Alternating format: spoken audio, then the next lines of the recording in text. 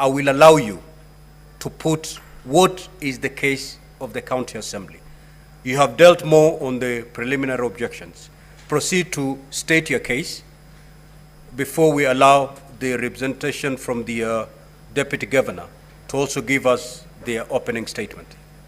We must oblige. That way we'll save on time. Thank you, Mr. Speaker, sir. Mr. Speaker, sir, our case is very simple. It's a case of a deputy governor who decides to use his office for personal gain. Is a deputy governor gone rogue. Is a deputy governor who has decided not to inspire the youth of this country. In my opening remarks, permit me, Mr. Speaker, sir, to refer to the book of Exodus, chapter 18, verse 21. Moreover, look for able men from all the people, men who fear God, who are trustworthy, and hate bribes.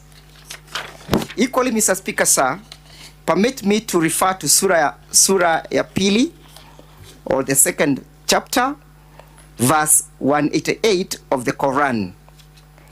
And they are taking of bribe, to thou were forbidden. For taking it and the devouring of men, substance worthiful bribes. And we have prepared for the disbelief among them and a painful moment. Mr. Speaker, sir, on the 29th, or the county government of Kisii, through the Guasco, advertises for a job for the commercial manager. The job is carried on the newspaper. The deputy governor gets to know about it, informs his friend, Mr. Joseph Mosati, whom he alleges he has been friends for the last 32 years, that here is an opportunity where your son can take or can be absorbed into the employment, makes arrangements on how to extort, defraud, and benefit with 800,000 shillings, creates a scheme where he meets the managing director of Guasco, informs her in advance that I have a candidate who will be presenting his application before you, convinces her or attempts to convince her that at the appropriate time, I will do the necessary. And the necessary hearing being bribing the director of Guasco for purposes of return of a favor in favor of Dennis Mosati. Dennis Mosati is given the responsibility by his father to raise the 800,000 shillings. A young man, a poor man, a jobless man, a family man, a man who is destitute and desperate for a job, does all that is within his means, sells his salon so as to raise the 800,000 shillings, sells all his households, sufurias and everything else, so that he can raise the 800,000 shillings as sought by the deputy governor. Succeeds in that mission, raises the money even from his friends, and upon the success of the mission of raising the 800,000 shillings, forwards the same. The father is involved in that scheme, the mother is involved in that scheme, but finally the money lands to the deputy governor. Through the M-Pesa, through cash, the county assembly shall give evidence to that extent that yes, money was sent from the M-Pesa of Joseph Mosati, money was sent from the M-Pesa of Dennis Mosati, the complainant, and equally money was sent from the M-Pesa of Ann Mosati. And the money all landed to the benefit of the M-Pesa of the deputy governor. Subsequently, on the same day, the deputy governor sends 100,000 shillings to one Lucy Wahito. Upon receipt of these 100,000 shillings, Lucy Wahito, the managing director of Guasco, is perplexed, wonders why the deputy governor has decided to be that generous. Upon placing a call to the deputy governor in search of the reason for the for the forwarding of the remittance of the said amount, the deputy governor merely makes a statement. You remember what I told you? This is meant for what I had told you when I summoned you in my office. The good Lucy Muhito decides to resend the said amount, refuses to be influenced, refuses to be bribed, refuses to be corrupt. In essence, Lucy Wahito meets the qualification of the qualifications of the persons described by the Bible and by the Quran. Refuses to be corruptible. Finally, the deputy governor receives the money, 100,000 shillings, resent back to him, and makes no further follow-ups.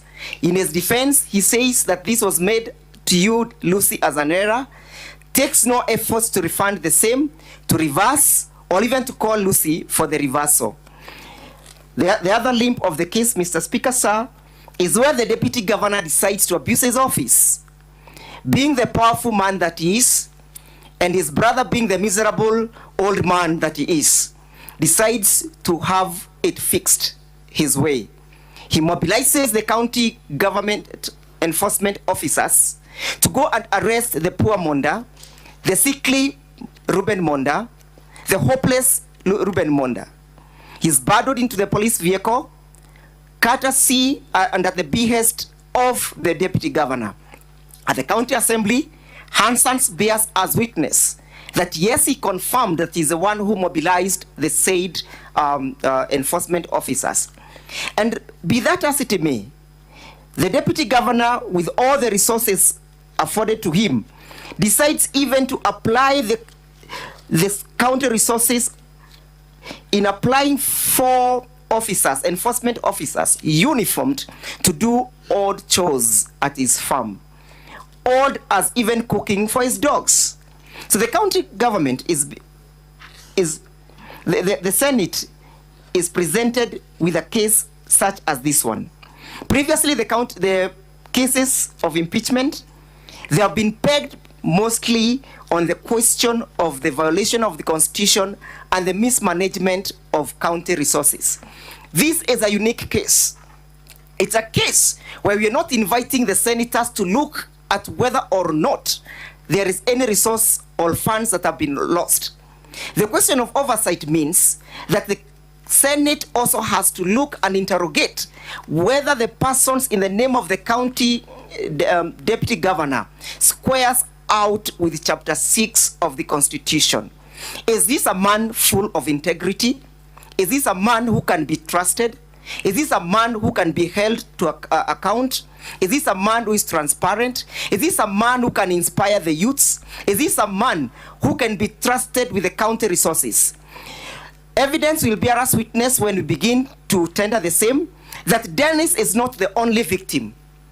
The public participation processes that were conducted on the 26th of February, we have people claiming that yes, the deputy governor is a man who is full of insatiable greed for resources, to the extent that he solicits resources as low as 8,000 shillings so that he can facilitate the governor's bursaries.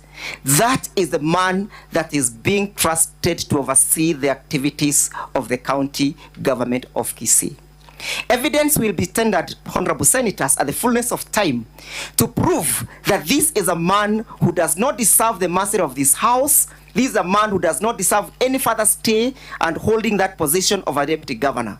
How can a deputy governor solicit 20,000 shillings so that he can assist poor people, hustlers, to access the bursary? The deputy governor, you are elected by these individuals to serve them, but you end at the end of the day, you end by extorting them, defrauding them. Is not a man worth his salt.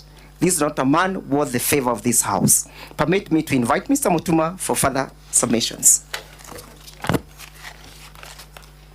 Sorry, Mr. Mwangis, Mr. Speaker, sir.